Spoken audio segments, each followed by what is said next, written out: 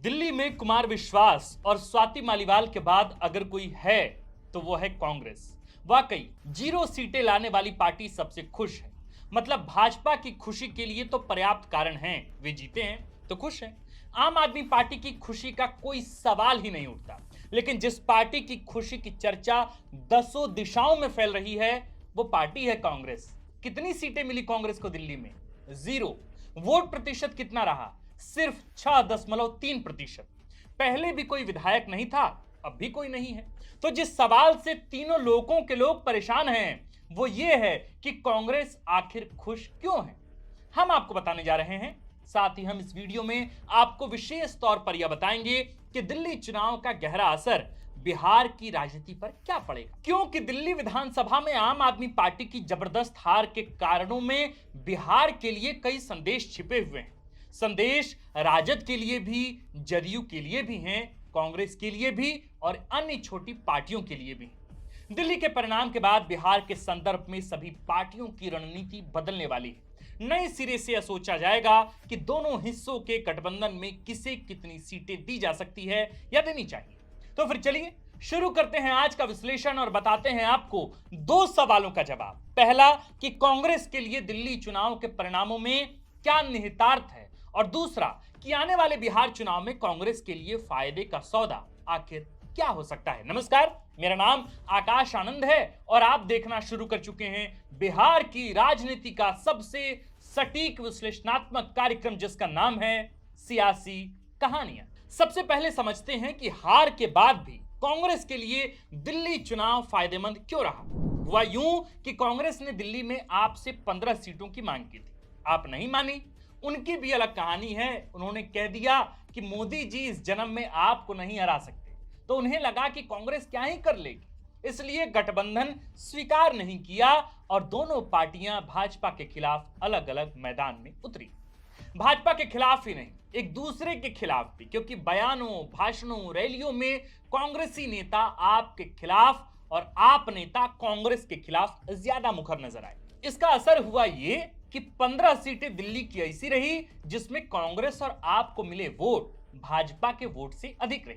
लेकिन अलग लड़ने की वजह से वे चुनाव हार गए। चुनाव में दोनों का निपटारा हो गया। जैसे मैं आपको सीधे सीधे बताता हूं, नई दिल्ली की सीट जहां से केजरीवाल हारे और भाजपा प्रत्याशी प्रवेश वर्मा चुनाव जीते, जीत का मार्जिन कितना था? मार्जिन था मात्र 4089 वोट। जबकि यहीं से यानी कि नई दिल्ली विधानसभा की सीट से कांग्रेस को मिले कुल 4568 वोट। यानी कि अगर कांग्रेस यहां अपना कैंडिडेट नहीं देती, संदीप दीक्षित अगर चुनाव नहीं लड़ते, तो केजरीवाल आराम से चुनाव जीत सकते थे। आंकड़े तो यही कह रहे हैं। दूसरी सीट भी जरा देखिए, जंगपुरा की सीट। यहां तो आपकी हार का मार्जिन सिर्फ 675 वोट है, जबकि यहां कांग्रेस को 7350 वोट मिले हैं। यहां अगर आप और कांग्रेस साथ होती तो निश्चित तौर पर जीत जाती। इसी तरह 13 सीटें और भी, या यूं कहें, दो हमने बताया, 13 और ऐसी सीटें हैं जहां कांग्रेस और आप के अलग अलग चुनाव लड़ने के कारण आम आदमी पार्टी की दिल्ली में सरकार नहीं बन सकी। अब इन सीटों का सरकार बनाने पर असर क्या हुआ वो जरा देखते हैं। दिल्ली में 70 सीटें हैं, बहुमत का आंकड़ा होता है 36। भाजपा को मिली है 48 सीटें और आपको 22 सीटें, यानी भाजपा बहुमत के आंकड़े से सिर्फ 12 सीटें अधिक लेकर आई। जिन 15 सीटों की बात हम आपको बता रहे हैं, वो 15 सीटें आपके पास आज होती, कांग्रेस के पास आज होती, तो भाजपा बहुमत के आंकड़े को नहीं छुपाती। यानी अगर आम आदमी पार्टी और कांग्रेस दिल्ली में एक साथ चुनाव लड़ती तो इस बात की संभावना पुरजोर थी कि वे सरकार गठबंधन में बना सकते थे। हालांकि यह सिर्फ हाइपोथेटिक मामला है, लेकिन इसकी संभावना नजर अब तो नहीं आ रही है। अब आगे देखना होगा अगले विधानसभा चुनाव में कि क्या होता है। बहरहाल अब हम समझते हैं कि दिल्ली में जो कुछ भी हुआ उसका असर बिहार के चुनाव में कांग्रेस की दृष्टि से क्या पड़ सकता है। देखिए, बिहार में कांग्रेस और राजद के बीच सीट बंटवारे को लेकर लंबे समय से खींचतान चल रही। 2020 के विधानसभा चुनाव में कांग्रेस ने 70 सीटों पर चुनाव लड़ा था, जिसमें से वह केवल 19 सीटें ही जीत पाई थी। इसके विपरीत वाम दल को 16 सीटें मिली थी। इस कारण महागठबंधन के भीतर कांग्रेस की स्थिति पर सवाल उठ रहे हैं, या उठ भी रहे थे तब भी पिछले चुनाव में। हाल ही में कांग्रेस ने स्पष्ट कर दिया था कि वे आगामी विधानसभा चुनाव में 70 से कम सीटों पर समझौता तो बिल्कुल नहीं करेंगे। पार्टी बूथ स्तर पर संगठन को मजबूत करने के लिए सेवा दल को सक्रिय कर रही। ताकि राजद के सामने अपनी मजबूती प्रदर्शित कर सके। ऐसे में दिल्ली से निकला यह संदेश कि गठबंधन से बाहर रहने का भारी नुकसान उठाना पड़ सकता है, कांग्रेस के लिए फायदेमंद है। यानी कि राजद को भी यह डर सताएगा कि अगर वे कांग्रेस की बात ना माने तो दिल्ली में जो हाल दिल का उधर हो रहा है वो इधर भी हो सकता है। दिल्ली में आप की हार के बाद कांग्रेस को उम्मीद है कि वह बिहार में राजद के साथ सीट बंटवारे में बेहतर डील कर सकेगी। बार्गेनिंग का मामला है।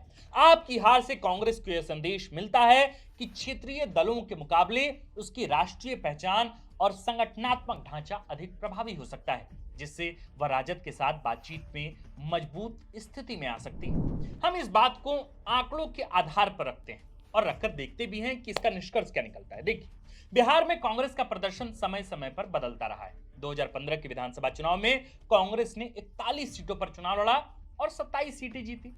स्ट्राइक रेट 65% के आसपास थी।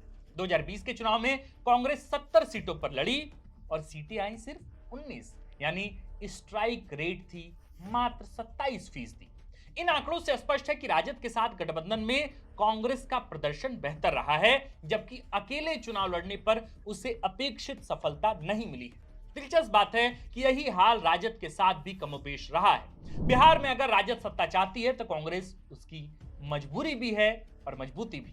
लेकिन सवाल है कि कितनी सीटें कांग्रेस को दी जा सकती हैं या राजद अपनी तरफ से कॉम्प्रोमाइज कितनी सीटों का करेगा, यह तो अभी नहीं कहा जा सकता दोस्तों। लेकिन इतना जरूर है कि अब डील करने में कांग्रेस मजबूत स्थिति में रहेगी, वो भी दिल्ली चुनाव में एक भी सीट नहीं लाने के बावजूद भी। और राजद के पास अब और कोई विकल्प नहीं बचता दिख रहा है। इसको दूसरे एंगल से थोड़ा समझने का प्रयत्न करते हैं।